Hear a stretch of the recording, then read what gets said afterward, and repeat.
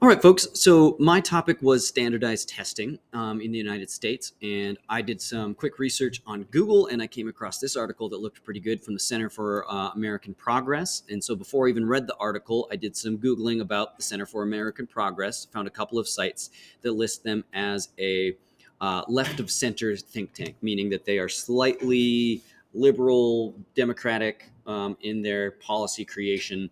And a think tank just means that they research and study issues that the United States could make policy about, basically, that they could present to Congress to make laws and address. So, pretty good, especially when they're talking about education, which is generally a bipartisan issue, especially for standardized testing. They're not suggesting that we burn them all to the ground. This is some small incremental change that we could make. So, even though they're left of center, I still think their purpose is pretty good.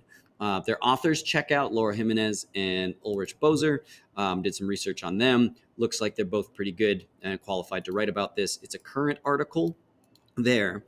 And it's definitely relevant to my topic. So the last thing is checking the accuracy.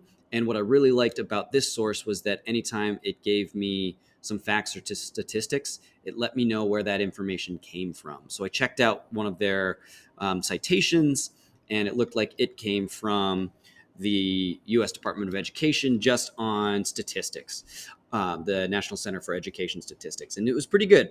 They referenced a 162-page document, which in itself, just because it's long, doesn't mean that it's credible.